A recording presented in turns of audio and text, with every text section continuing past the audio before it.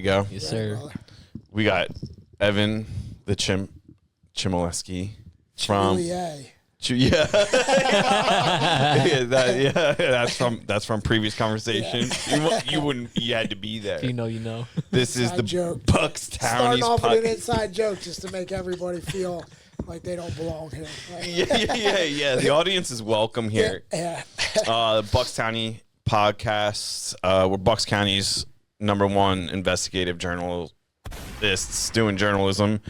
Andrew Gilmore, Rambo on the floor, of course. Pretty excited to do this podcast because we did this one in the past. I feel like at the very beginning of our friendship. Literally the first time we ever met. Yeah, literally the first time you ever met. And you left, and me and Gilmore were both like, that guy's real serious. Yeah. that guy's doing stuff. Tyler Howe messaged me like 4 minutes later. I don't even think I was out of the parking lot yet. He's like, I want to train at your gym. I'm like, man, I should have been talking to this guy Andrew a lot sooner. That's pretty funny. That's awesome. Yeah, Tyler is honestly, he's probably my best jiu-jitsu referral to the sport. Yeah. I think out of everybody else that I've brought into this sport, Tyler hit the ground and didn't, like, I don't even know if you could call it running. He just flew. Yeah. Like, he just kind of, I don't know. Most people don't, his experience is not most people's experience. Because I think his commitment to he was training like 4 days a week right off the bat.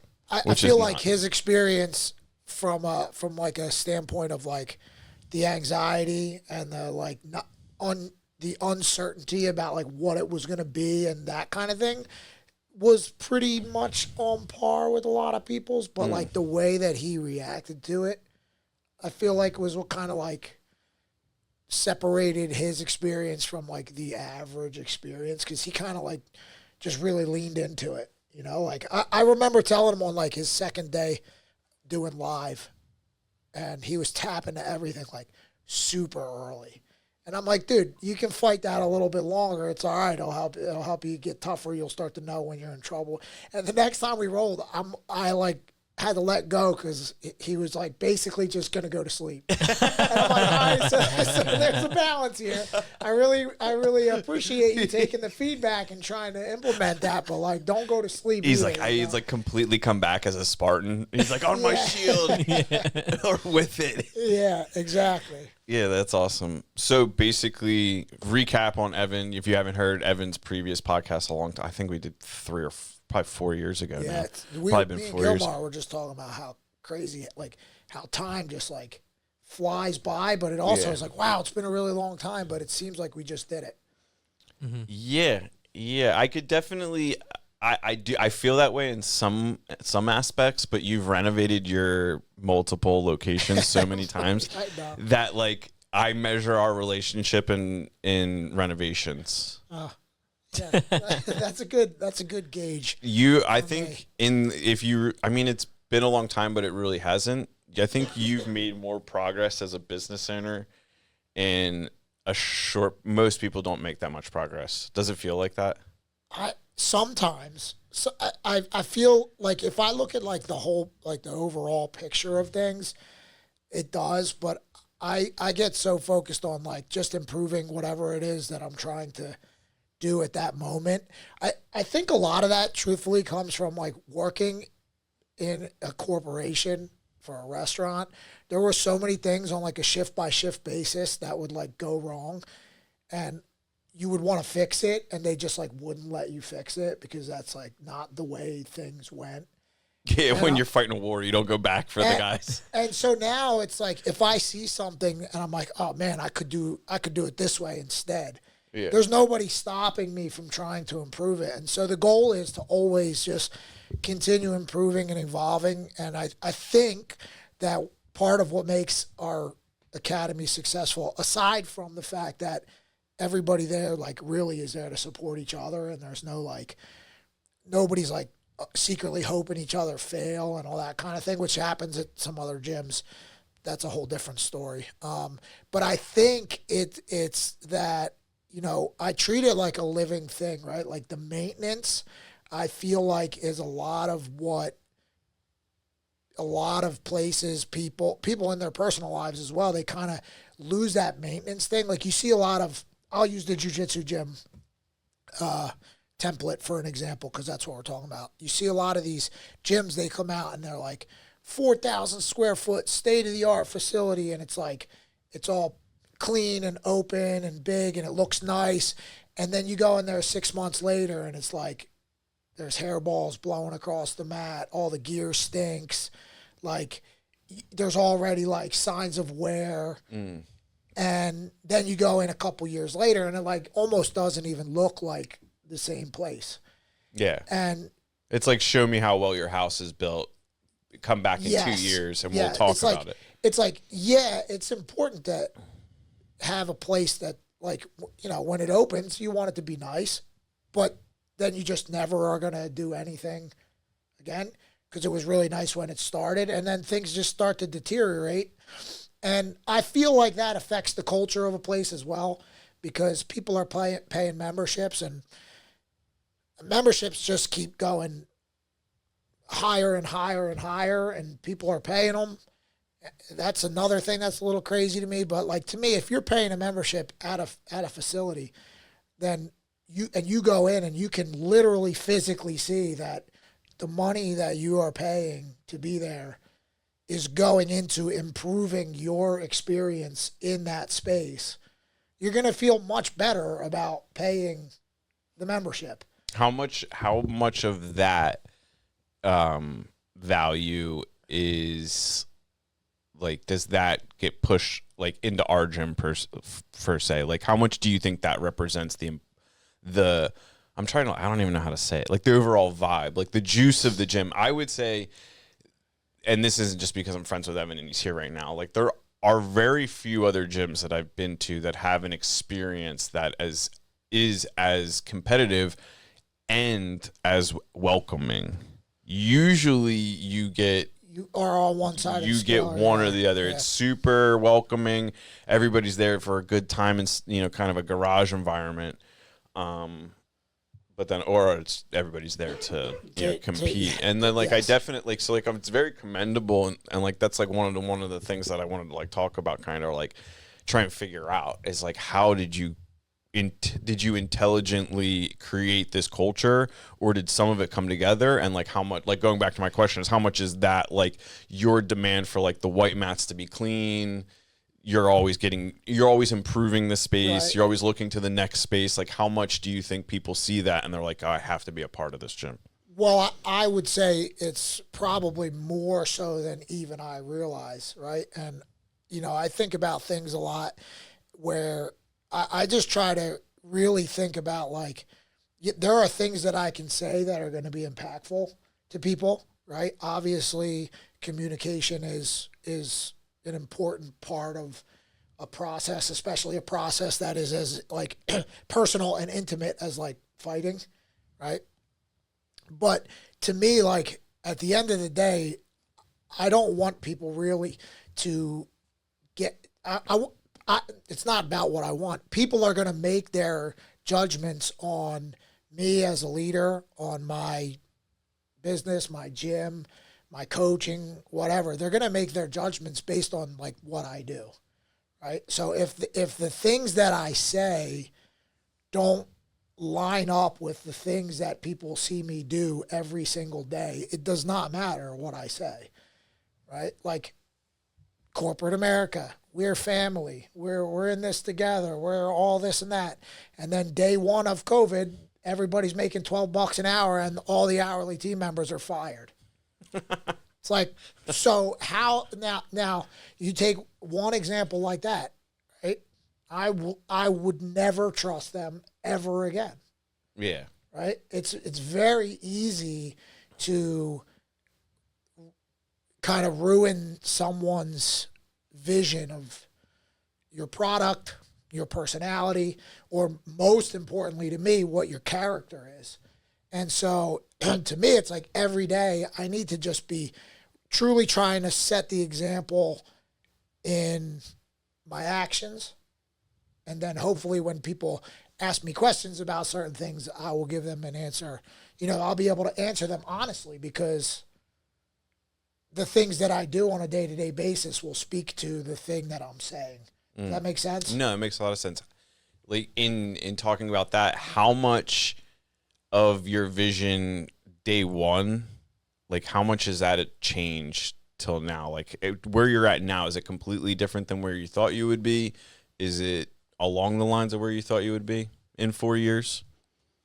Yeah, I think I'm still on the same track, if that makes sense. Like the vision was always to kind of use martial arts as a catalyst to help people develop parts of their character that maybe they would never knowingly do, right?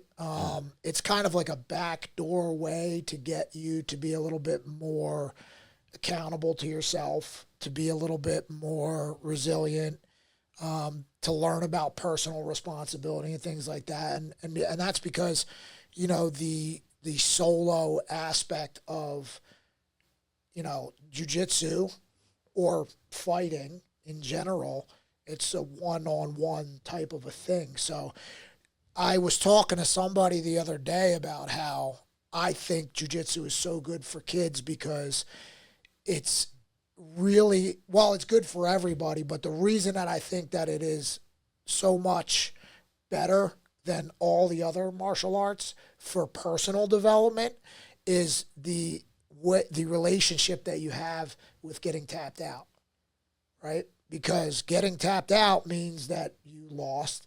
It means that you admitted that somebody got you and that you failed. In that role, you failed your objective, which was obviously number one, don't get tapped out, but then also to, you know, get yourself in a position of control and hopefully tap your partner out.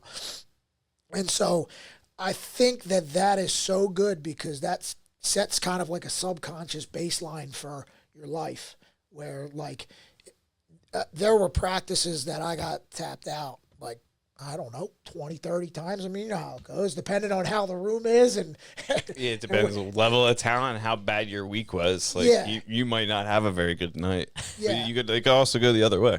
I mean, it also takes a long time.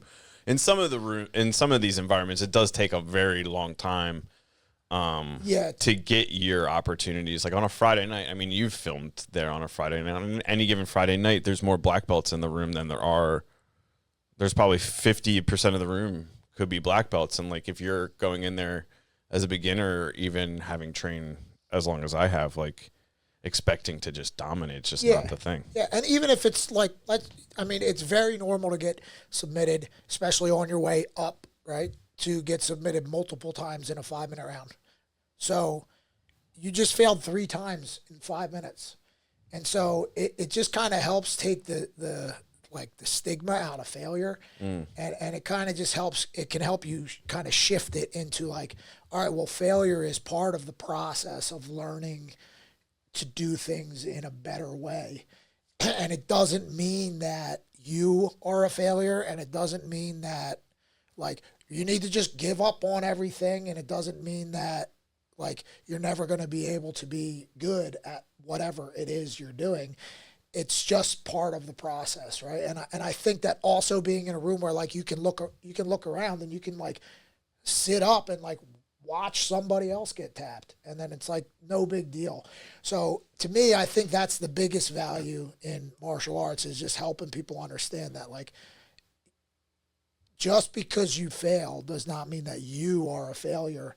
And that's something that I struggled with a lot when I was younger, of like being so focused on all the parts of any given circumstance that I had no control over, that everything that I did have control over, I would just completely, I just handled things so wrong so many times, and, you know, failing at certain things. And it's like, I'm a failure, I'm no good. And now you're judging your self-worth based on the fact that like you failed, when everyone in the world has failed hundreds of times.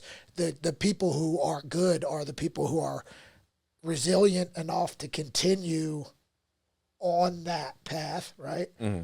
And the ones who are, what's the word I'm looking for? Like open-minded. I don't really like the open. I don't really like saying open-minded. I feel like that's way overused in our society. But like, willing to look at yourself enough to just go like, reflective. all right, yeah, even like objective about the situation. Like, take your emotions out of it. Your ego is hurt because you got tapped out. But why did I get tapped out? Well, I got tapped out because I didn't realize that X, Y, or Z was happening, and he caught me, or he tricked me, or whatever. And when you can start really just saying, so I had this match, was, I don't know, like a month or two ago, where I got triangled. And people were asking me, like, oh, what happened? And I'm like, well, he tricked me. And they're like, wow, what do you mean? I'm like, well, he threw the triangle up on the one side twice. And so when I dropped into his guard, I was waiting for him to throw the triangle up, and he went around the other side. He tricked me.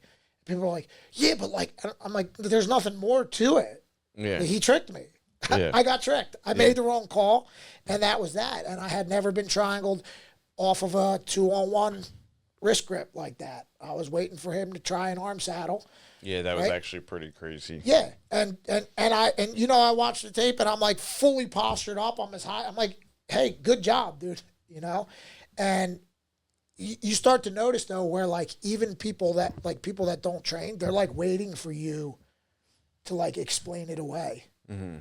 Like, excuses are so built into our society now that people even will give you room to make excuses. And when you just say, like, he tricked me, people are like, and what else? Yeah. They're like waiting for me to say I didn't sleep good, or, you know, I was thinking about running the event, or I was thinking about this, or this happened last week, or I tweaked my shoulder. No, like, I just made... It doesn't change the outcome. I made a miscalculation, you know? Yeah. It's like if you cut a 2x4 a half inch short, there's nothing to be emotional about. Get the board stretcher. Send the rookie to the trailer for the board stretcher. But it's just like, it is what it is, you know? And I think that... But there's also a lesson to be had in... Like, say you did get triangled because you were thinking about the event and you weren't focused on what you were doing. There's also, like, an equally important lesson in that scenario. Well, yes, and if that is, and there have been instances where that has been the case. It's more so like, what's the lesson, and did you learn I did an ADCC where I was coaching also, and I did 2 divisions. And they were calling me on the 3 different mats, and people were going at the same time. And it was something where I was like, I need to not be. My heart and my brain are in too many different places, and you have to start to also learn to know yourself. Of like, I am more physically and emotionally invested in other people competing than I am for myself. And I had like 4 adrenaline dumps that day. I was like a ghost. I was like watching myself roll, you know? Yeah. And so watching you coach, and like you hear Revan's voice, like through the day, like slowly start to go into like war voice. Yeah. And it's just like, and then you just like the next day, I'm like, you probably don't talk at all. I turn into that guy from the movie Tropic Thunder. Yeah. He's like, what's that called? He's like, I don't know what it's called, but I know the sound it makes when it takes a man's life. That's what I turn into after coaching white belts all day long. Yeah. So, but going back to like the pricing structure, what is it about like your philosophy that it's important to you to like maintain an affordable pricing structure? All right. Well, so there's 2 answers to that. Well, there's 2 sides to the answer to this question. And so the first side would be like, well, what does Evan think? Right. And the second side would be like, well, from a business standpoint, like, what's my why? Right. And so for me personally, I have a bit of a problem with it's not a problem like, oh, I hate it, but it's a problem with like, I don't think that it fully aligns with like the true concept of like Bushido, which is the way of the warrior, which is like the samurai code of how to live, and things like that, which is where martial arts kind of came from. And I don't really believe that money should be the consideration in that. And so to me, it's like you can say the same thing, like it's because it's like a pre-capitalist idea. It's like, are you a business that teaches fighting, or are you a martial arts academy that needs money to continue to be able to pay the bills for the space and the things that you need to do? And it's the same, but it's completely not the same, right? It's like, I tell people all the time, and it's 100% true, if I had $10 million in the bank, I wouldn't care if anybody paid me at all. You know, it's like the value. I feel like that. I know you pretty well. I feel like that number is lower than 10 million. It's probably. That number is a lot. Tell my wife. Sorry, Meg. But yeah, no, you know, it's like I feel like, number one, from the business standpoint, it's like if people can't afford it, they won't do it, right? Yeah. And so from a business standpoint, well, if I price myself out, then that's obviously not a good strategy. Now that's when it's like, well, if all these other places are charging $80 a month more than me, and I'm offering, 15 more classes a week than them, why? There's nothing really like wrong with moving it up. Has that momentum? Because there's like so much like trapped energy in that, like, because not only do you have an $80 difference in price, but you also have an increase in value in terms of like offerings.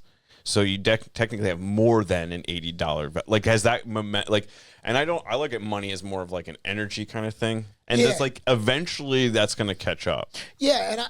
Has it caught up? Like, do people know about the pricing? Do they know about do people remark on that? I've had multiple members that are already members that are like, including you, that are like, you should be charging. This is Bucks County's. Actually, this is journalist Andrew. This is not jiu-jitsu Andrew. Yeah. So, Revival, your company, sponsored our the Path Jiu-Jitsu events, and I remember, I had that one extra rash guard left over. It's so funny because he calls me out in a way that's like really, it's like really good, and like I get the message, and he brings cash. It was a couple days later, and I'm like, dude, don't worry about it. Take the rash guard. It's part of the spot. And he's like, he just shoved the money in my hands, like, don't do that. Don't do that. And I'm like, that's not how it works. All right. So, but yeah, I don't know. Because I'm getting more than just like the value of like the marketing. It's being able to be a part of that at a ground level is like really cool. Yeah. Like in speaking about the Path, because that's separate from the academy. And I really see that as like your breakout next thing that, like the gym, like when I say it's like your breakout, like really successful thing, I don't mean that like an insulting way towards the academy, because like the academy is successful in ways that like most human beings like don't get to appreciate that. Like I saw a thing that's like, you're truly rich, like if you can go to lunch with your wife whenever you want, you mow your own grass, and like you can like drop your kids off to the school bus every morning. Like that's a truly rich. So it's like kind of the same thing, whereas like Evan already lives like one of the richest lives. He's surrounded by tons of people that like support you beyond the end of the earth. Yeah, and so that's when it goes back to the question of like, adding the value and all those kind of things. And it's like, okay, so let's say that I raised my prices and nobody complained and everybody was fine with it and whatever. But there's a small, this goes back to what I was saying about how like the things that you do say more about the person that you are than the things that you say about the person that you are. Where like if I'm sitting there going like, it's the money's not really that important to me, and then I'm like, hey guys, listen, we're gonna raise rent just to be more competitive with the market, and it's like, well, that's not a very Evan thing to do. You know what I mean? And it's like the benefit that everyone the benefit that is added to the gym from me thinking about money secondary to the development of the people within the space. How much money is that worth? How much money is, the environment or the feeling that you have when you walk into a place where you can feel that, like, wow, this place, not only me, but it's a place where everybody cares about each other, and like, how much money a month would it take for me to be willing to sacrifice that to turn it into just another, like, I come here, gym. I come here, I learn jujitsu, I leave. Yeah. I also think like, finances aside, there is still like a financial long-term strategy in that thinking. Like, if you wanted to think about it in terms of a business, For sure. because like your sustainability long-term and like the brand sustainability long-term, eventually it'll be impenetrable. Yeah. Because of the values that you upheld, that included the price, that included the, like, it's all encompassing. And it's going to take you very far. Like, do you think about it because it'll take you very far, or do you just, like, know that in your heart's the right thing to do? It's both. Because, again, running a corporate restaurant, I was constantly around people that had the complete opposite idea of, like, the money thing. And there's top line revenue and bottom line revenue. And it's like, well, what are we looking for here? And, you want to impress the shareholders. You got to bring more top line revenue, but we got to also make sure that we're bringing profit. And I used to see that with them chasing money, where you need to drive traffic to the stores in order to keep the share price high for the shareholders. So you start doing all these discounts and things to bring more people in.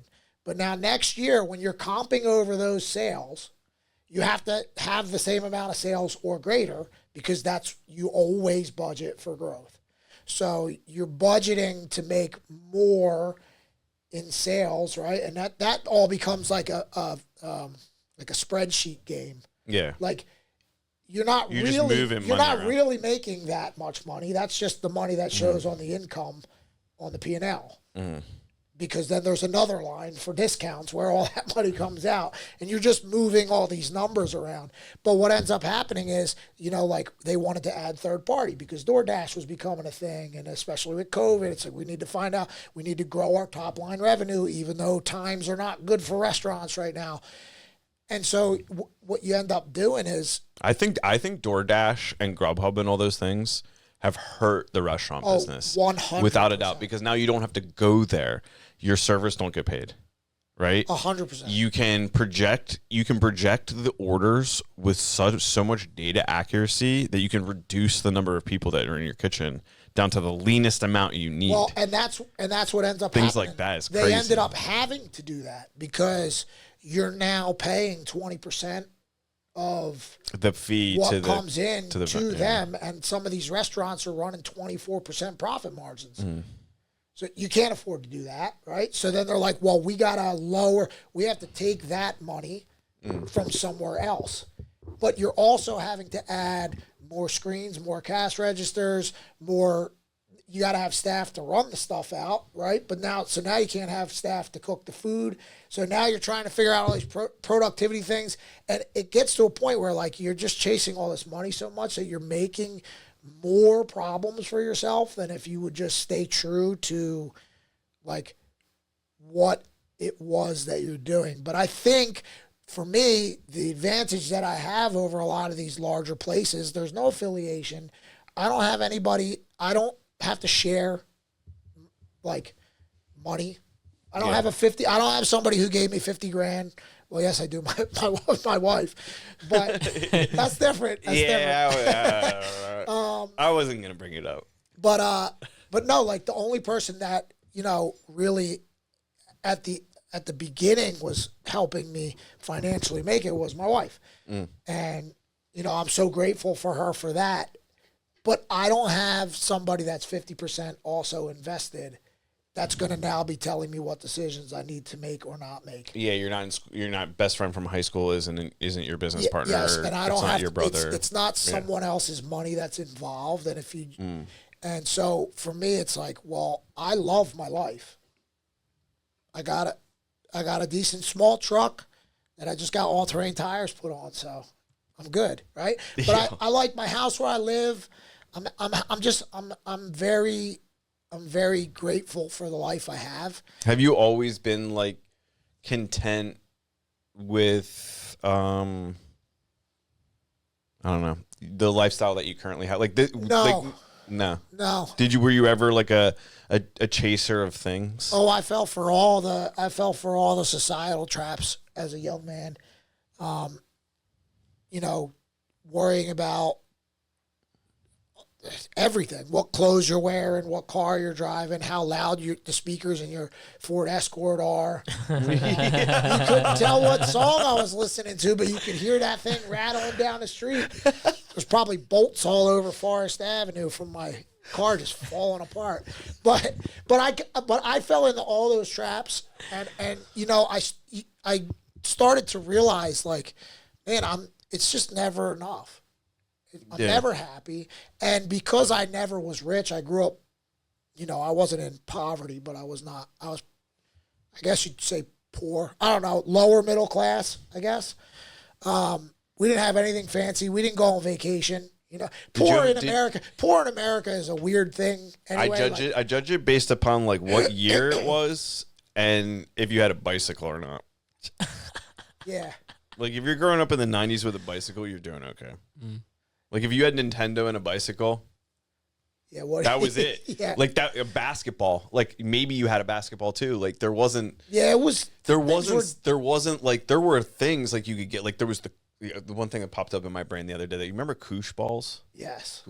I was driving down the road the other day, just out of my brain, just popped up. Koosh. I was like, who thought that was a business? And like that thing sold millions of billions. Yeah. But like we had dumb toys like that. Like the kids. The kids today have hacky sacks. Like you buy a kid a new toy, it's like your $1,000 this. Yeah. You don't go to the store now and not spend $120 on something. Yes. So I definitely did fall into that, and I just got to the point of like, man, everything I'm doing is only to make me feel a little bit better momentarily. And I started to realize that was because I was trying to do these things because I was being compelled by society or my friend group or all these outside influences of like, no, this is what you're supposed to want to do. This is what means that you're good. This is what means that you're successful. This is what means all these things. Were you already fighting when you kind of like woke up to this aspect? Yeah. Yeah. So I started fighting for a bad, well, I don't know if it's a bad, I don't know how. Any reason that I started fighting, I don't think I could call a bad reason because anything that led me here, it's like, how can that be bad in its own, right? We get what you're saying. Though. Yeah. The reason that I started fighting was completely because of my ego. I was an angry little kid growing up. I started out getting bullied, and then I turned into a bully. Like overcorrected on that whole thing. Like, instead of like Bully Evan is like a weird arc. Instead of like nobody's gonna pick on me, it became like now I'm gonna pick on people. Yeah, you're preemptive. Yeah. Everybody knows. People that grew up in our generation know the preemptive strike. Yes. George Bush said it so many times. Like, watch this drive. Now watch this drive. Yeah, I love that video. Yeah, I think that's a reasonable reason to get into fighting because arguably the people like that need fighting. I can't really say more, but they need fighting. Well, yeah, I needed that, but it was because that the girl that I was with at the time was like, I don't know if she was like telling me that I couldn't be a pro fighter. And I was like, what do you mean? Did you armbar? So I didn't know an armbar. The next day I signed up at a gym, and 5 weeks later I was in a cage getting beat up by somebody who was way better than me because he was like training for a long time. He actually knew how to fight. And I was I'm so sad because I try to tell people about it now because like I'm at the point where I'm not embarrassed about it anymore. And I was trying to show somebody because it was on YouTube for a while. It's gone now. But it was just so embarrassing to watch, and it's just like me, like literally running around in a circle, throwing right hands at this guy, and him just moving out of the way, and like me, like falling face first into the cage, and then him circling away and like jabbing me. It was It is what it is. But because I got on that track, that helped me kind of work through all these other things, because staying on the path of fighting, I lost everything I had, like everything. Like I got evicted from my apartment. They took my dog. It's like a country song. My car got repoed. I lost I gave up my job, and like all these things fell apart. And I kept doing it. Well, because you were choosing to train over pursuing a better job or things like that. And because you thought you were going to make it in fighting? In my or just mind because at that's what that you're doing? time, it was about making it to prove that I could make it. It was about proving to, her name is Denise. It was about proving to Denise, if some reason you hear this, hello. I mean, it's Bucks Townies. But Podcast. you never know, dude. Possibly, Yeah. Denise is, She's from Quincy Hollow. All right, shout So, out, Bucks Quincy. County. Yeah. So anyway, it started out about like proving her wrong. Like that was the goal, Like, Yeah, I'm gonna make it we kind of owe her a lot. because I'm going to prove her wrong. And I failed so many times and lost everything. Then it started to be like, well, you're going to lose all this and now you're going to give up?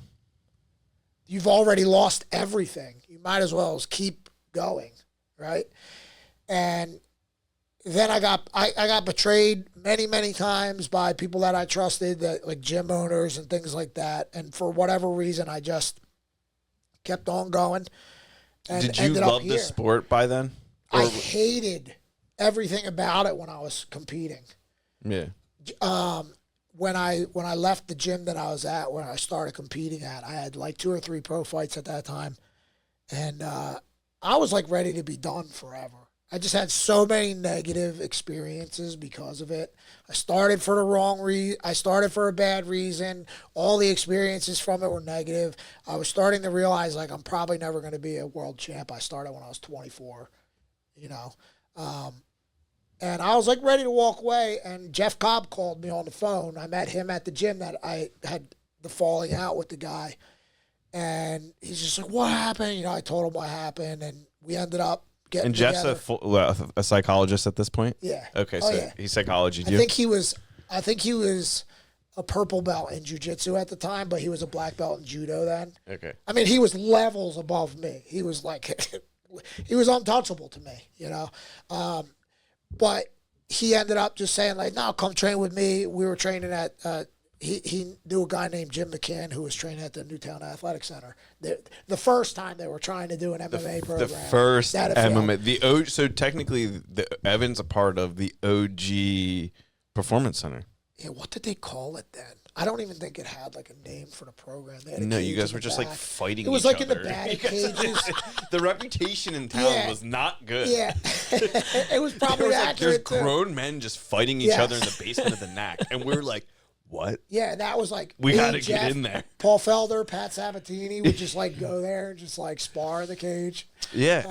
Some lethality came out of the NAC. But yeah, if it wasn't for Jeff, I probably would have been done with it at that point. And it's so funny because Is that like, so are you guys like, do you think nowadays, like fast forward from there, like your relationship with Jeff, would you say that largely impacted your friendship? Like were you already really, really close with Jeff, or was that moment where you were like, actually, you know what? I can trust this is somebody I can trust. Yeah, it was like one of those things where like I considered him like my buddy, like a training pal. Yeah. But when he like I had fully kind of thought like, you know what, like I'm probably never going to see Jeff again because I'm not going back to that place. And then he called me and I was like, oh wow, I kind of realized like we were better friends than maybe I had given. Oh, that's sweet. Yeah. You miss Jeff. I would have missed Jeff too. Jeff. I would have missed Jeff too. Jeff's a real guy. But it's really funny when you think about it like now from the overarching picture of what was the reason where I had all these reasons to give up and I didn't. And I wanted to quit many times and I just never did. And there's not a solid, tangible answer for that. Just something was pulling me in that direction. And I was just in tune with it enough to go, this is too much for me to just ignore it. So I'm just going to keep going. And who knows what's going to happen. And that can be, there's so many different names. Is that just because, do you think there was some feelings that like you had already invested so much into it, so like why stop now? Or do you think it was truly just like this, like something's pulling me here, I don't know what it is, but I got to keep going? Well, I think that it definitely started out as like a they call it the sunk cost fallacy, right? Like I've already put so much into this, I'm going to keep going. Yeah. And part of it was like, well, everybody that doubted you is gonna be like, I told you were gonna fail. So part of it was that for sure, especially younger me that wasn't as in control of my ego, right? But it definitely got to a point where that was no longer a thing. Did you feel like when you reached that point where like that you had lost? Because like I very much think that kind of energy is okay in the beginning. Because like, but at a certain point, it's like rocket fuel, like Yes. that anger, or like I'm gonna show my dad, or I hate my mom, or like my girlfriend, I'm gonna show them, or the kids in school made fun of me, or my teachers didn't say I could be anything. Like eventually that runs out. Yeah. And like, when that ran out, was that like a total meltdown, or was that like a couple months of like you just kind of being a little low, or like how quickly did you reset it into something bigger? Yeah. That's a really good question. These are selfish questions, by the way. Oh, they're good. You should do a pod. You should be a podcaster. You should investigate, dude. There's 2 podcasts in a row. They forgot we were doing them. No, I can't. There's no like moment that I could point to, but there is, like, thinking about it now. There are dozens and dozens of moments of like, what am I doing? Mm-hmm. And I don't really know. And it's kind of like, well, if you just start walking, the path will appear. And I'm like, well, I'm already walking. I don't know where the path is. I got thorns all over me, but I gotta just keep moving in this direction. And at that point, I had already gone back to the restaurant that I left and worked all the way back up the ladder again. And I was making money, and my life was better, and everything was good, and I had good relationships and stuff like that. But there was just always something that was like, no, you have to keep doing this. And it was just part of what I needed to grow in the ways that I needed to grow. And I was just exposed to so many parts of myself that you could never be exposed to if you weren't in those environments, if I didn't go through those experiences and those type of things. And, I'm a really big believer in like the purpose for your soul, like whatever that, however you want to take that, because there's so many arguments around semantics on that, about if it's God, if it's the universe, if it's all these things. And to me, I have no problem with the word God, because God is whatever you want it to be. It's universal. God is what made everything. It's what we call it now. And so I'm a really big believer in that, like, it's not everything happens for a reason, but it's that, like, you're here for a reason. And if you just pay attention to the things that pull you that you can't explain, you'll end up where you need to be. And if I would, like, I tell people all the time, like, people ask me about my MMA career, right? I had 20 fights, 11 pro fights. I had 5 wins, 6 losses, 50-50 my whole career. Win, lose, win, lose, win, lose. Made a lot of bad decisions, took a lot of bad matchups, fought my whole career before I should have even been making my amateur debut. When I was retiring is when I should have been starting to fight. But all the failures with the restaurant industry that I had, them telling me that I would never be able to make it in that culture because of who I was, all the different failures that I had from fighting, all the failures that I had with like all these different coaches that I had, they all were preparing me for doing something that only I would be able to do. which is to be me. And that's where it goes back to, like, I really want the gym and eventually the path to be, like, my ability to help people deal with their life in a way that where they have access to even more failures that they don't, because no matter what you try to do, if people are going to fail, you have to. There's no way around it. There's going to be heartbreak and all these things. But if I can make the the time frame of, like, that existential, like, what am I doing? Where am I where you're just kind of suffering alone in silence. For me, it was 5 years. If I could take that and help talk somebody through it, and they only got to go through it for 6 months or 9 months instead of 5 years. In terms of, like, fighting. Well, in terms of anything. Oh, okay. In terms of anything. Because for me, fighting was so intertwined with me, like what my spirit or my soul or whatever you want to call it was going through and what it was trying to figure out.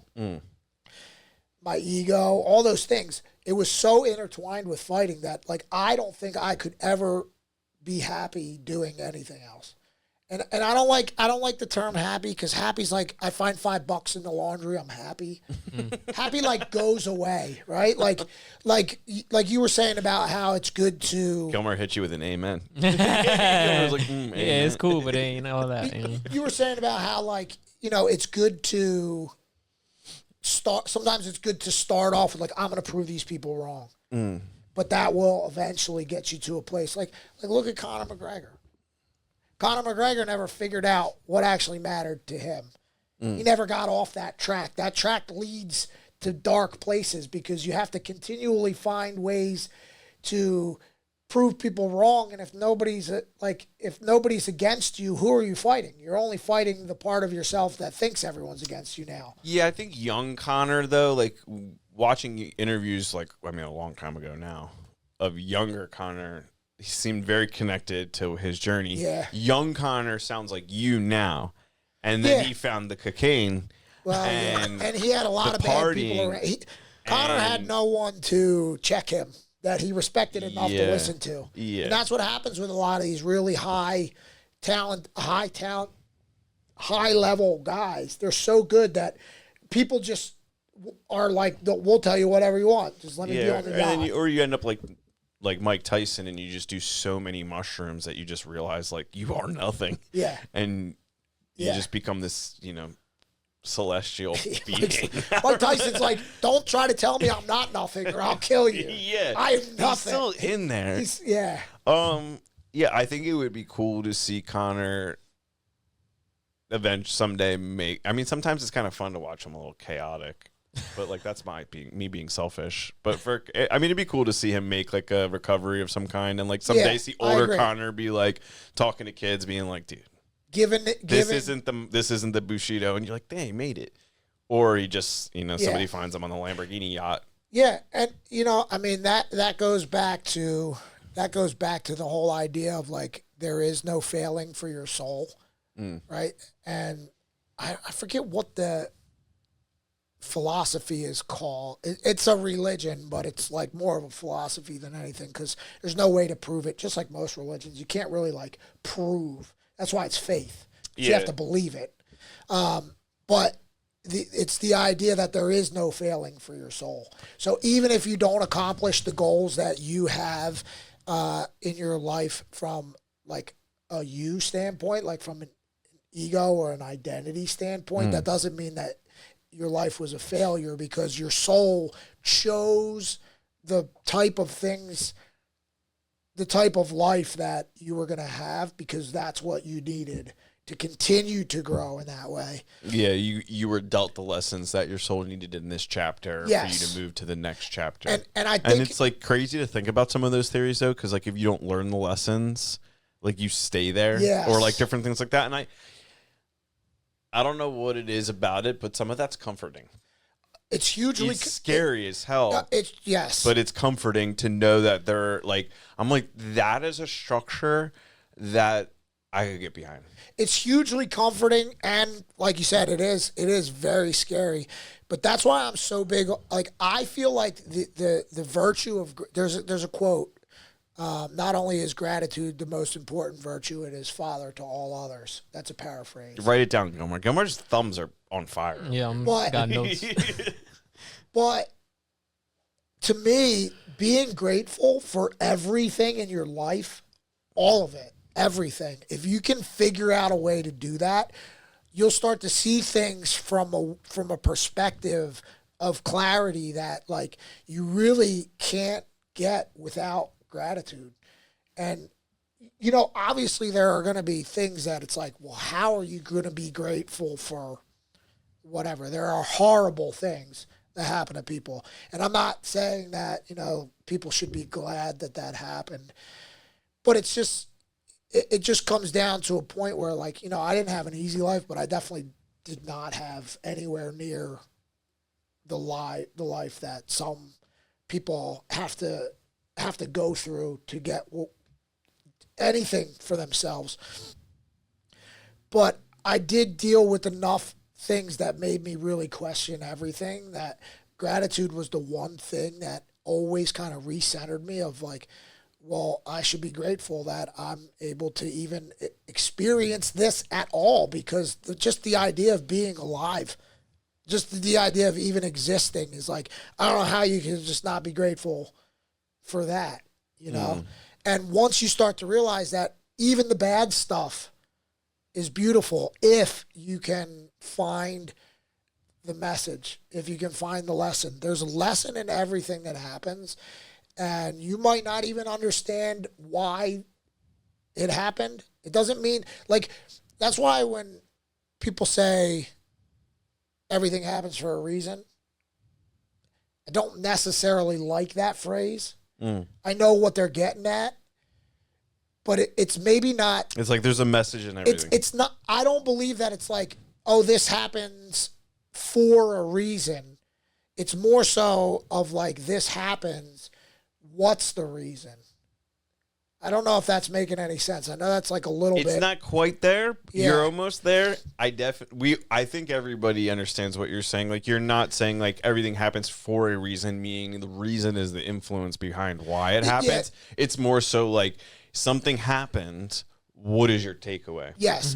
It's not like someone is like, I'm going to make this person crash their car now because that's going to help them with whatever. Yeah, that's You know? psychotic. Please don't do that. But if you know, let's say someone is driving drunk and they crash into you, that's not a good thing. But maybe that leads you down a path where you can help. You end up helping people with alcoholism because you're so angry at this person who crashed into you driving drunk, and you just can't, and it exposes you to parts of yourself that you would never even think about. And somehow at the end of it all, you find empathy for these people because you realize that that person was not a horrible person. That person made a horrible decision based on whatever was influencing them in their life. And you're like, wow, you know what? I want to help those people. And now all of a sudden you have saved however many people from alcoholism, and you've saved their family lives, and all these good things have happened. And it's like, there's the reason right there. Yeah. You know? And there's also the arc where you get crashed into and nothing changes. It doesn't happen. And it's like, that's where it gets weird, right? It's like it's like choices are everything. And it's like, what makes people make the choices that they make?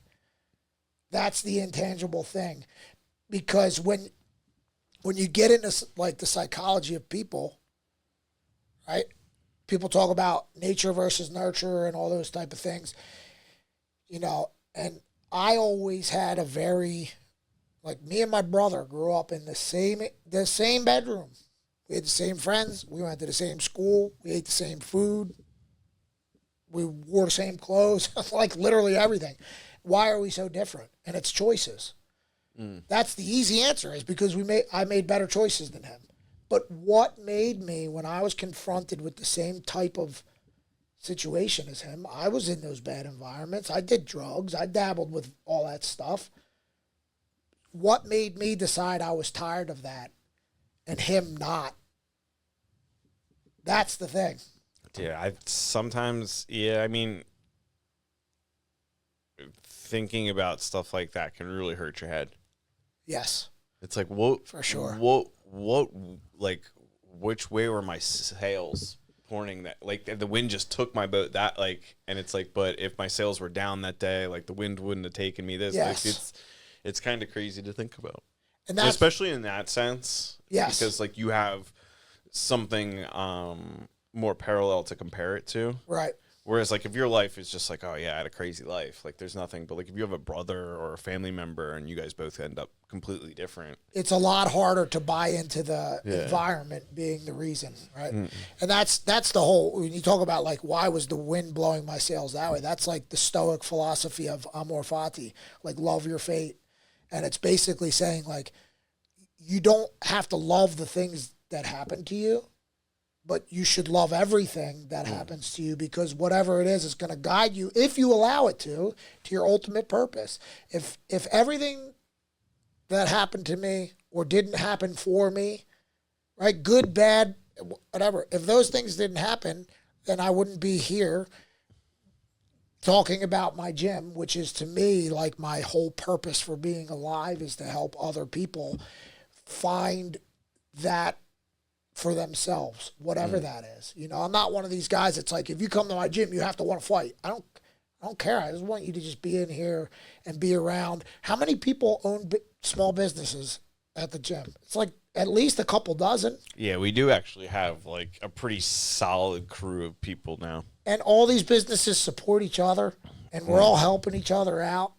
And to me, that's the real thing, is like, I hate using the word community, because I feel like it's so, like, everybody calls everything a community. It's like a touching point. Yeah. You gotta.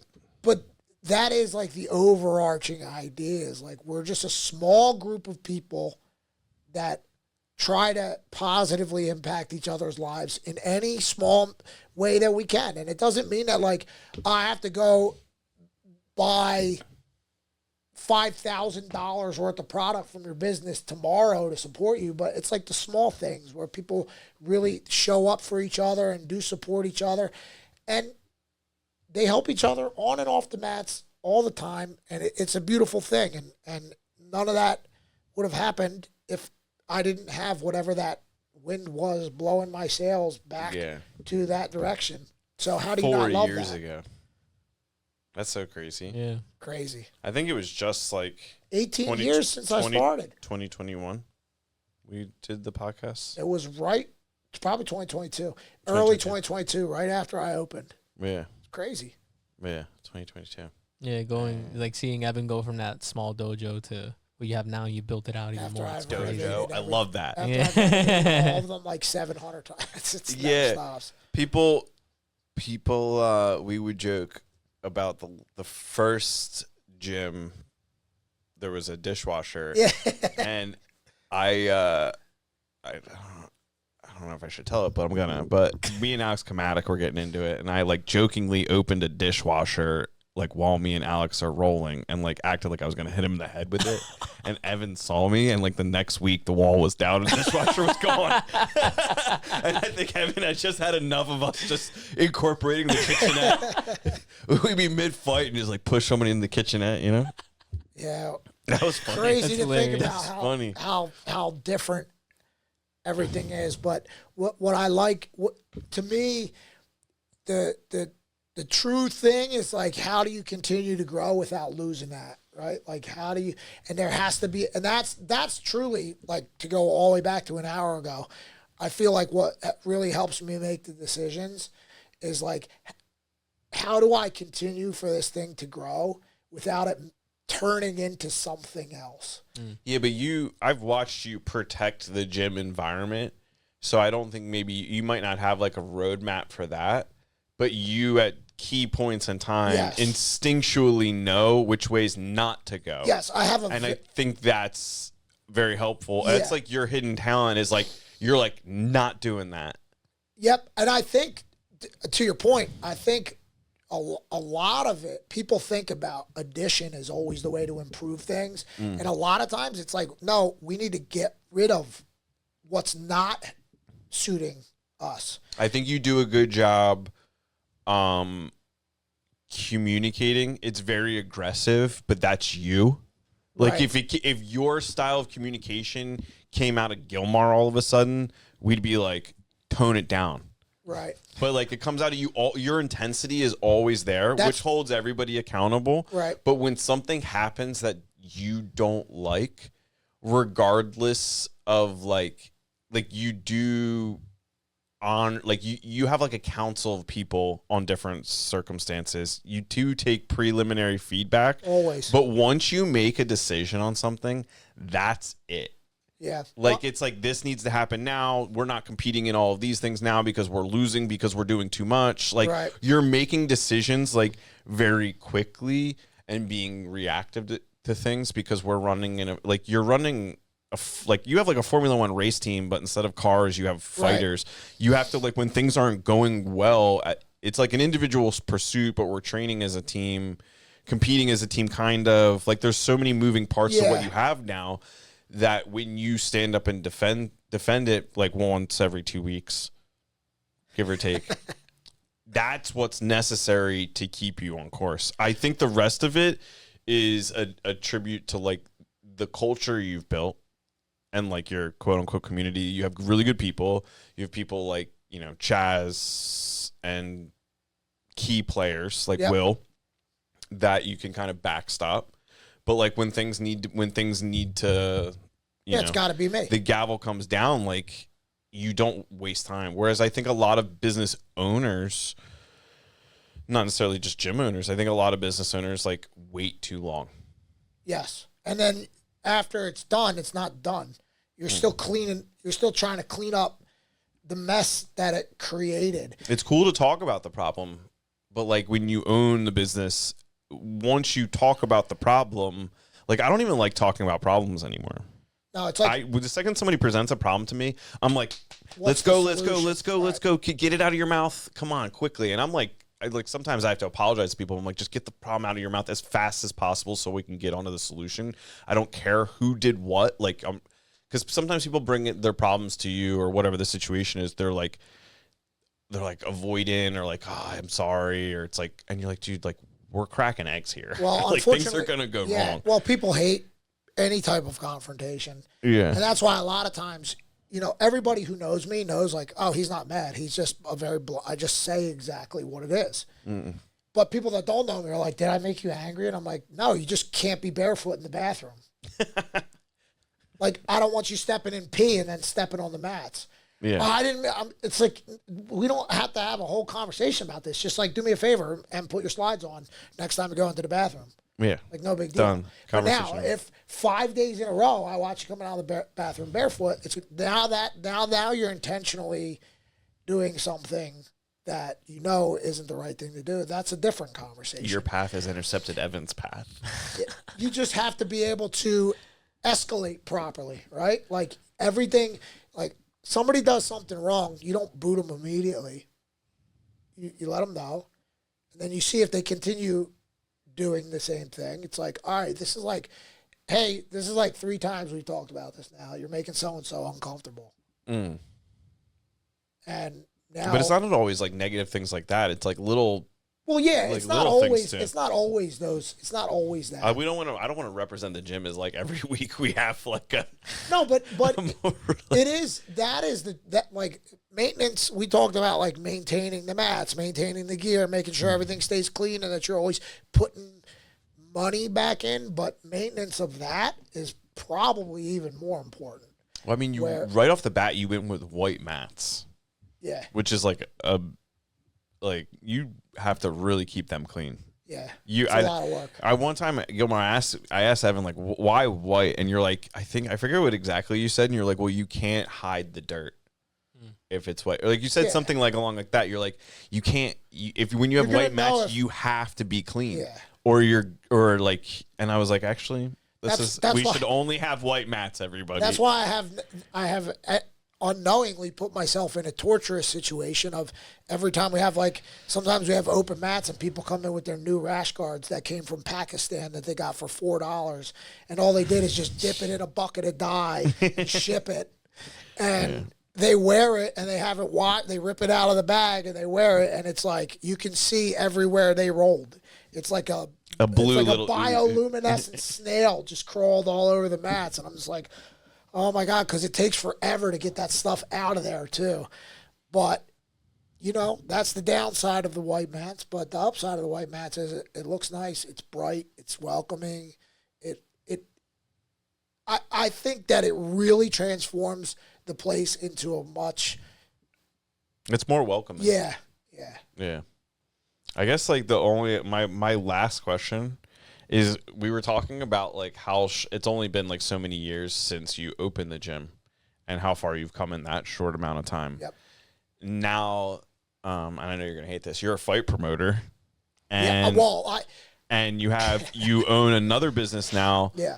The Path submission series, possibly more in the, who knows where this is going. My question is, you've come this far in this amount of time. Where do you see, this episode is going to be a time capsule? What happens with the Path in 3-4 years? Where do you see this going? Okay, so my ultimate goal, and I don't hate being called a fight promoter. I just hate being the word promoter. I think it's a semantics thing, right? 90% of things are with me, but oh, you're a promoter, and I've had so many bad experiences with promoters. I'm I'm not one of them, but it's that is kind of what I'm doing. So, the goal with the Path is to create something that actually helps grow jiu-jitsu. Maybe fighting someday, but jiu-jitsu specifically right now, because you look at these guys that are at these super high levels and they only want to come, they're we got to get these people paid. We got to, and they're trying to bring more money into the sport and all that kind of stuff. And I don't have a problem with that. I think it would be really cool to pay people to do jiu-jitsu. But at the end of the day, what you're doing is not growing jiu-jitsu. What you're doing is growing an avenue for the top 1/100th of 1% of jiu-jitsu people to get rich doing jiu-jitsu. That's what you're doing. To me, my goal is to grow jiu-jitsu, because I think our whole world will be better if everybody does jiu-jitsu or some form of fighting. But I think jiu-jitsu is the best because, again, you're just exposing yourself to failure over and over and over again, and it'll shift your mindset on life. So how do you do that? Well, you have to make people want to continue to do it. And I've been to so many events and stuff where it's it's your first ever tournament. You pay $150. You have to drive 4 hours. You have to wait 12 hours for your match. You lose in 11 seconds. You have to drive 4 hours home. There's not another one for 9 months. It's and it's dirty, and you have staff now, and the place stinks, and it's nobody cares about you, and your wife makes you quit. Yeah, yeah. So there's been so many experiences with that where it's it gets down to what I used to tell people at the restaurant, don't tell me about a problem if you don't have some sort of a solution in mind, because now you're just complaining. That's not helping anybody. So I got to a point, I don't know, a year or two ago, where I'm you know what? I either have to just be you know what? These tournaments are dirty. They're not well run. They don't care about the athletes. I either just have to accept that it is what it is, and just stop bitching and just go to them and just, it is what it is, or I have to shut up and I have to try to make something that's better. And so that's what this is, and the goal is to make it a better experience for people so that they will continue along with it and understand that just because you're competing against someone doesn't mean that you have to hate them. It doesn't mean that you have to wish bad on them, or you have to have all these rivalries and all this crazy stuff, and to really just help spread that outward. Because what it did for me in my life, if people get 10% of what it did for me out of it, and you spread that out times however many people, that's the way that I think I am most able to make a positive impact to society at large. And so that's why I want to continue doing this, because I really want to grow jiu-jitsu, but I want to grow it. I want to actually make more people want to continue to do jiu-jitsu. And so I want them to have better experiences. And so that's why I do it. That's awesome. What has been like the most, like, what's been like the obstacle with this that like has held you up, or like what's been most surprising? Like what challenges have been like, I didn't expect that was going to be the thing. Yeah. So I think the hardest thing is, well, man, it's weird. Like I don't think there's really anything that's made me like, because you're dealing with people. Yeah, I think for me, the biggest thing, and this is not, there was an obstacle, but now that I have the new space connected to our space, that the obstacle was like, how do you get a venue? You got to pay for the venue. You got to pay for all these things. It starts turning into like with the restaurant, like, cool, you're doing this, but you got to pay for all this stuff. So where's all this money coming from? Well, we need to raise ticket. We need to charge more for tickets. We need to do all these different things that are then going to make our number one focus making money to pay for the thing. And so that's why I'm like, well, I can literally just build this venue, because when you're dealing with all these other venues, first of all, they have to be available for the date. You got to pay them. Yeah. And then it's like, well, how are you getting the mats there? Who's working all these things? And it just becomes like such a logistical nightmare that the only people that are really able to do it are people with money. Yeah, the Madison Square Garden does cost a few dollars. Yeah. Even you look at some of these more local things like 2300 Arena, or some of the casinos in Atlantic City, like Valley Forge Casino. You're at least 10 grand. So 10 grand. I mean, before labor, before like your staffing. And having to pay to somebody to set all that stuff up, tear all that stuff down. Where are you storing all that stuff?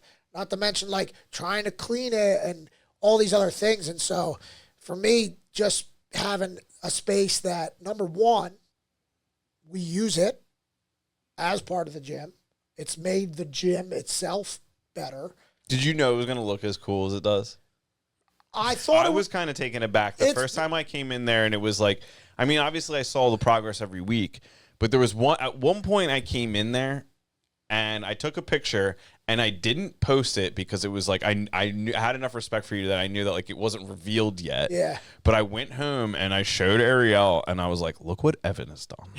Yeah, it's cool. And she saw it and I was like, this is like. Yeah, I knew it was going to be cool. It's definitely better than I thought it was going to be. It's really cool. Sometimes I just will like send Megan a picture or something. I'm just like, because I'm like feeling really good about it. You got like that metal beam there. You have the floor lights. What's cool for me is hearing people that don't belong to our gym. Yeah, just come in and see it and be like, what the fuck is well, and what the hell's going on? We actually had, at our last event, we had people come in. We had like 8 to 10 people come in to buy tickets after the whole show was over. And we're like, sorry, everything's over. And they're like, it's over already? And we're like, yeah. They're like, jiu-jitsu events take forever. And I was like, not ours. It's the whole point. Yeah. It's like, you don't have to be there for 9 hours to watch your boy. You gotta pay $80 per ticket. So it's you and your girl. So you're $160, $100 for food, $50 for gas. And you gotta drive all, It's actually a really great date night. I know that sounds ridiculous to most people, but in our world, like, yeah, you're spending some of these things you're spending $500 to watch your boy do jiu-jitsu for 5 minutes. Yeah, and then it's like, God forbid he loses, and then you got to go to the casino. Yeah, you're my boy and Damn, all, but like, good luck. Yeah. I'll watch it on a reel later. I'll watch a recap. It is true. So yeah. That's gotta feel really cool though. When people come in and they're like, "Wow, this is like," you can tell that it's way better than what they thought it was going to be. To me, that feels really, really good, because it lets me know that like I am on the right path with this. And ultimately, like, I would be really, like, people are like, aren't you worried about if people are going to, like, try to knock off your model? Or I'm like, no, why would I? That's the whole goal, If right? the goal is to grow jiu-jitsu, how am I going to be like, you can't do what I, no, like, if what I'm doing motivates, like, if I can have enough local things, like, all these guys keep going to this thing, we need to look at what's going on with this. And they realize, like, oh, this is why the competitors want to do this. We need to be more like this. Even if they're not completely like me, but they just move in that direction a little bit. That's only going to help make things better for the competitors, which is going to help make more people want to continue to do jiu-jitsu, which grows Back in the thing. day, there was WCW, ECW, Yes. and then you had like Yes, I don't believe that, like, for what I'm trying to do, I don't believe that I have competition. I'm not competing with anyone. I'm just trying to be the best coach I can be. I'm trying to be the best human being I can be. I'm trying to be the best leader I can be. Like, trying to be a good example to the kids' classes. That's a whole other thing about jiu-jitsu that gets slept on, is like the importance of what you are giving to these kids. Yeah. And people don't value it nearly as much as they should, like the true importance of that role. I think, yeah, there's a lot of kids are absorbent, Yep. and that's by design.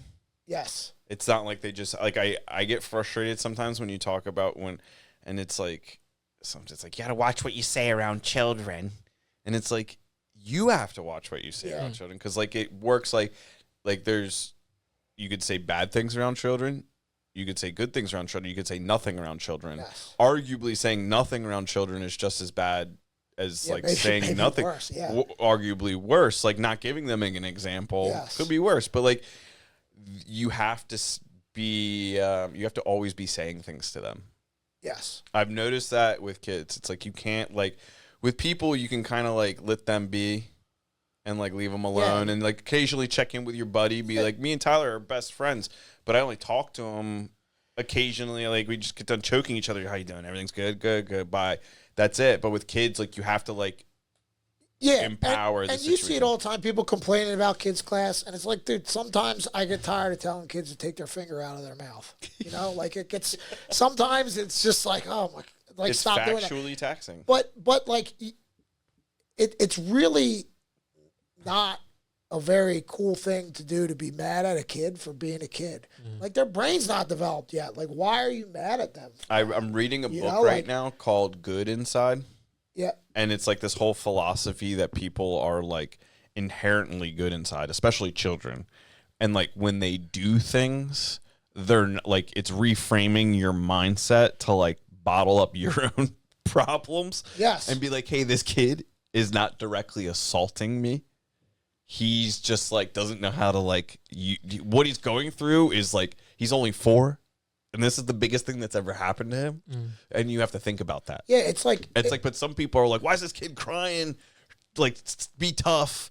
Like, kids, like, real men don't cry. Like, all these things that, like, you can put onto a kid thinking that you're, like, doing them a solid and, like, toughing them up, but in reality, like, you're not at all. Yes. Like, you're creating a lifetime of problems. it's like the old saying, right? Like, the world you see is a reflection of yourself. Yeah. And that's where, like, it never stops being a point where you need to be like, I don't need to work on myself anymore. Again, back to the maintenance thing, just like the gym. Like, that's personal, too. You need to always be working on yourself. But, like, with kids, I just can't understand it. It's like, why? Like, it doesn't mean that you have to let them, like, take a dump on the mats. You know what I mean? Like, you still can have boundaries, but you can't be mad at them for being kids. Like, and that's a skill that a lot of people don't have, and I see it in a lot of kids programs where they're just like, put them on the mats and just like, well, let's just get this over with. We hate it. Yeah. Kids are cash. Yeah, and it's like you're just taking advantage of the parents that are bringing the kids to you to help them develop their brains into being good humans. I can't think of, like, a much more important thing to be trusted with. You know, like, you're trusting me to be an example, an outside example, because you know how kids are. They're going to listen to somebody who's not their parents, or, like, it has, like, way more weight. Yeah, well, Because- Coach Evan, like, think about like what it's like to come into your gym when your dad's like works in an office or something, and like, no offense to that guy, but and then you come in and you have like you be like, "Gah." it's just crazy to me, like that people don't understand. Like, how do you not think? Like, how do you not take that as like an honor? These people trust me to help them develop good habits in their children, and you're complaining like oh, I'm gonna teach kids class again. Like, that's crazy to me, you know. But that's, again, all I can do is hope to set an example that proves successful enough for people to want to like replicate that in their own way, and maybe that makes them look at themselves and helps them grow, and everything kind of starts from the center and grows out. But I can only control myself and what I do, and that's why I try to always make sure I hold myself to a higher standard than anyone else, because how can I hold anyone to a standard that I don't hold myself to? Yeah, but if somebody tries to replicate your idea, they still wouldn't be able to have the barbecue that we have. Well, no, that's Iron Antler Catering. Yeah. That's the best. That is barbecue. the secret weapon of Evan's events now. All I want them to do is just buy some stickers. Killian and Ryan Boyle, if you guys are listening, just like get some stickers to put on your to-go boxes. That's it. I've been trying to get them to make stickers for like Hear me out, Killian and Boyle. Boyle. Yeah, shout out. This is a seasoned business owner. I've seen him adapt. I've seen Evan adapt faster, quicker, recognize problems. I don't know too many other business owners. I appreciate you saying that. Like that's why you keep your prices and everything where you want them intentionally. But like I know that like if you did anything else, like if you wanted to be filthy rich, like you could be. Yeah. If like that was your goal, like the way you run your business, if that was your goal, you could, like when they're like in the past, like people be like, oh, let's say this thing. I'm like, no, this is what Evan's model is. Like Evan knows what he's doing. Yeah, I'm building understand it to be exactly what I want it to be. But you don't. But responding to problems and improving, like if you're not improving, you're dying and you're going out of business. That's exactly how I feel. I think the environment that you have is a tribute to just like how much energy you've put into it, and the people that are there are just like a reflection of that. Well, I appreciate you saying that. I mean, that's a great compliment, and that's what I'm trying to do, and the goal is, the idea is that I have to continue trying to do that every day forever. Yeah. Because otherwise, things start to, the ball stops going up before it starts going down. So I need to continue to find ways to keep propelling the thing higher and higher without sacrificing what it is that I want it to be. And that's the hardest part, where like sometimes I like see ads, I see these, and I'm just like, I feel pressure to do the regular business models. I feel the pressure. I feel it all the time. And a lot of times it's like, all right, but if I can't find a way to do that in a way that makes me feel like it's genuine and authentic, and it's not just reaching for sales or reaching for memberships or whatever, then I won't do it. And eventually I'll find the ways to do it. Like the one time I ever went viral was that video that Gilmar made with the kids class. And I remember every time What's viral? How many views are we getting here? Like Over 140,000, something like that. I mean, to me, I'm like, I'm a That's celebrity. pretty good. Yeah. I thought I was a celebrity. No, that's 4,000 likes. I'm like, I don't know what to do with all this. Yeah, I made it. Yeah. But me and him have always talked about like, oh, do you want to do like a voiceover? Like, is there like, do you want to like talk about something? And I'm like, dude, honestly, like, you're better off just like film everything and just find stuff that I say while I'm talking that you think is useful and just put it together. Risky strategy. It doesn't work for everyone. No. Works for him though. Yeah, works. I would not recommend that strategy for most people. Yeah, It works good. It works really well for me because like the second that I feel like I have to, like I'm trying to, like oh, I'm going to portray this meaningful message for this reel that I'm going to post. It like loses, like I'm all of a sudden, I'm in the back of my head, like, you're a fraud. Look at you, you're a fraud. You're staring at the camera. You're trying to think of like, what's the most meaningful, impactful things. Like, that's not how I hit that. It has to be true and real. And that's why sometimes on Instagram, I'll post like 7 times in 2 days. And sometimes it's like 3 weeks. Yeah. Because if I don't know what I'm trying to say, and I'm not like, I want to share that, then I don't do it. And like you said, I'm sure I could have a lot more traction on social media and all that stuff if I really wanted to, but I just got to We gotta take your tool belt off. yeah, well, fair enough. I got to get a tool belt. But yeah, Evan's been building a gym for like a year straight by himself. It's almost been a year because like you shut down last year around Christmas time. Yeah. And literally like he's messaging the group chat just like it was like a week of shutdown and then it was back up and like nothing had happened. And we walked into the new place like newborn babies. Like, we're in this new special and world. The tiny little bit of hair. And then walls started coming down. And every week we came in, it was like a new, and we were just like, it just keeps getting better. Should we stop him? Be like, no, we should let him keep going. Yeah. If we cared about Evan, we would have stopped him a long time ago. We secretly want to see how far this can go. Yeah. It's how so far funny. can he come unravel? Because like I'll see one little thing, something will happen, and I'll be like, oh, that's annoying. And then like I wake up the next morning, and I'm like, I got it. Like I just wake up with ideas, and but I won't change anything if I don't know what I'm doing. Yeah. Like it's got to be like taking the lobby out and moving it next door. Yeah. That whole project. I came up with that idea, and I'm like, oh, I'll do it in between Christmas and New Year's, and then like over the course of the day of the event. Oh yeah, Megan was not happy with me. Yeah, Friday night. We're like, what are you doing? And he's like, nothing. She's like, what is wrong with you? I'm like, look, he married it. Yeah. It is what it is. For better or worse, in projects and health, it's the way it goes. So the business needs her. Oh,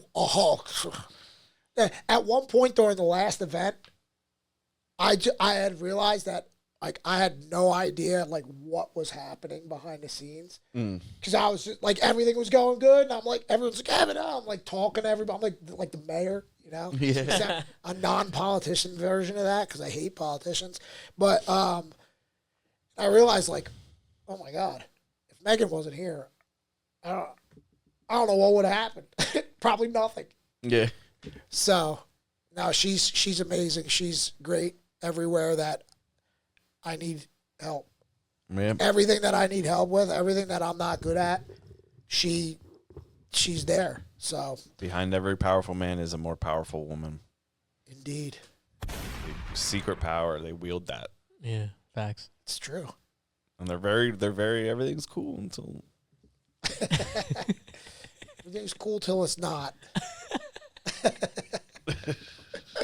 He knows what I'm talking about. You skip a date night? Ooh. There's a lot of people out there that know what you're talking about. Yeah, too. yeah. Basically everybody. Yeah, you got to maintain date night. Don't take too many risks. You're good to go. Dude, last story, and then because we'll be talking till 1 a.m. That was Saturday. So Percy, we live in Percy. They have the longest running continual tree lighting in America, like 121 years or something like that. That's true. I mean, at this point, it's a guy on a lift plugging he just plugs it in. It is modern technology, yeah. But, so when we moved to Percy, I was like, I really like that. Like, let's make that our tradition. I'm like, yeah. Go to the tree lighting. No problem. So the Hammer Challenge series, the team duels was Saturday, but like that we qualified for that like 4 months ago. So I'm like, we're in. It's December 6th. I'm like, yeah, it's December 6th. She's like, that's the tree lighting. I'm like, oh no, this is no good. I mean, I ended up getting out of there on time, and I was like, I don't know what I'm gonna do. I don't know how I'm gonna get out of this. I don't know how I'm gonna like. It's like, how much do make you up care for about this. jiu-jitsu? Yeah. Yeah, You're gonna find out today. Oh, that's fine if you don't want to have any Christmas traditions. That's fine. And I'm like, oh my god. She's like, you need to start putting things on your calendar. I'm like, yeah, I hear you. I can hear her say it. I understand what you're saying, and like I don't disagree, but I'm not good at that stuff. Like that, perfect example of the calendar. You sent the calendar thing. We're on the second floor of 95 West State Street, and I'm like, Here's the details. oh, all the information I need is right here. Look how convenient that is. It's convenient when people read it. Yep. Not everyone reads it. Like sometimes people show up and they get like mad they couldn't find us, and I'm like, my phone number was right. That happens with me all the time. People that don't use the app for classes, they're Did like, you try? what time is this class? I can't figure out. I'm like, it's on the app. They're like, yeah, but I'm like, if you open the app, you can see what time the class. It's 2025. It's crazy. Yeah, why are we fighting this? Yeah, it's insane. I actually have to order car parts tomorrow from a business in Sarasota, Florida, and on Saturday, parts aren't right. Got to figure this all out. Go to this website, read forums, get to this other website. They have a paper form you have to fill out and email this shit in. No way, dude. Yeah, this is like a performance. Like I'm not even like no shit. They just do not care. They're like, if you want it, you'll call. And I'm like thinking I'm gonna check out on Saturday, being like, I'll just buy this stuff right here. It'll be here next Friday. Nope. Call today. Nope. They're like, call back tomorrow. He's not here today. What did you sell? What did you do? Who are you selling these parts to? They're like, we're so good, we don't even care. That's crazy. Yeah, we're selling the parts to people who follow the procedure. Yeah, they're like, yeah. They're like, yeah, you ever heard of the Rolex cup? I'm like, oh, yeah. They're like, yeah. Those are cars we sell. I'm like, all right, yeah, I guess my one part. Yeah, it's like, Those guys are buying millions of car parts a year. They don't care. The reason it's paper form is because like they just don't sell to people like me. I got you. They're like, this is how we'll get them go away. We'll make them email it in. yeah, we'll just make it so annoying they won't do it. Yeah. Yeah. It's Lois at batindustries.com. Oh, it's the lowest, Damn dude. Never getting these things. No. Whatever. Thanks for coming, Ev. Yeah, man. I I know Thanks for you're a having busy me. No, guy. I this know is- this is this your is like amazing. one night off a week Well, and funny enough, I don't. because even now take- you're a promoter, so you don't give yourself any There we breaks. go with the You P don't- word again. He doesn't give himself any breaks. Like he was this close to starting to get Saturdays off, and Megan was like, "Yes." I'm actually not. And even then he was like, I'm actually not even taking Mondays off now. Because we were talking about the kids program. I was like, I can't just not be there. So now I'm just using it as like if I got to get out, I'll have them guys cover. But I just work Mondays now. And now Mikey's teaching Monday night adult. So I can either do boxing with my wife and then go home, or I can just leave after kids class, which also still to me is like, it's not getting home at midnight and getting up at 5 a.m. for Breakfast Club. So to me, that's still a win. You know? when you're doing like what you're about, Yeah. it doesn't really seem. I know, like people do that. Like if you don't, we're gonna go on forever. But if you do, like if you like what you do, you don't work a day in your life. That's a fucking lie. Oh, you work a lot if you work every 'Cause day of your life. it's work a really lot, bad. yeah. You get run into problems still. That is not true. But you find yourself like when I'm not working, I'm like building cars. I'm building my own things. I'm Yes. building the web. Like I'm constantly like, there is no like, I have video games. I don't play them. Yeah. I just got a reminder that like Xbox is renewing for this year and it's like $240 for the year. And I'm like, I'm going to renew it. And Ariel's like, you don't play ever. I'm like, I might. I might Gotta fly. have the option. I might play. I might. But it's just, you know, Yeah. you got to keep moving. Yeah. That's it. And it's like when I am ready to relax and just chill and sleep in and whatever I do. That's, you know, I sleep in a couple days a week. Like I only do Breakfast Club 2 days a week. So to me, it's like Monday I don't got to get up early. Wednesday I don't have to get up early. Friday I don't have to get up early. It's fine. Life is good. Yeah. But Gilmar, you got anything before we wrap this up? You got anything stewing over there you want to add? No, I feel like we touched on a lot. I'm just really proud of where Evan's at now, and again, seeing from where he was to what he's building, and it's just impressive to see. Thank you guys. I love being here. I'm loving the Bucks Townies. Yeah, it's a little less hostile, right? It's a lot. It's a lot less hostile. It's bright in here. Yeah, we're getting tagged and stuff because like people search like at Bucks and they'll try and tag like Bucks happening, Bucks thing, Yep. and we're just like coming up in that search. People are tagging us and stuff. Let's go. That, like, Oh, we don't have yeah. anything to do with. That's And like, I'm like, this is the idea. This is gonna work. Yeah. People are gonna listen to the show this time. one of the kids. No, I'm just kidding. People listened last time, but you know what I mean. One of the kids' moms was texting me today. That's the thing I shared on my story. I'm hey, see you tonight. And I'm like, oh, I'm not going to be there tonight. I'm Oh, going so on that a person, podcast. that wasn't a joke. That wasn't one of the boys. No, they being were like, literally like, are you going on Bucks Townies? And I was like, yeah. Oh, that's sick, dude. Bucks What? County Mom. You're in the Bucks County Moms group, bro. The funniest crazy. thing is Gilmore hasn't put out one episode yet. so this will be great. That's amazing. This will get you jazzed up because the first episode's got to be close to coming out. Yeah, it is. It is. Get an intro together, but it'll be fun. Yeah, we're still like the we just had to reset up everything. So the last thing we had to do was make the new intro music and everything. I used AI to make the intro music. Got a little wild. Sucking all the water out of California. Make that intro. Man. Oh yeah, man. dude, I'm shutting the California grid down. never has water anyway. It is what it is. Evan, thank you. We'll be You here guys all are night. awesome. Thank you. Thanks everybody for listening. I know we probably got some new listeners, new followers. If you're still with us, hit the subscribe button. Andrew and Gilmar, Bucks Townies, no, Bucks Townies. What are we?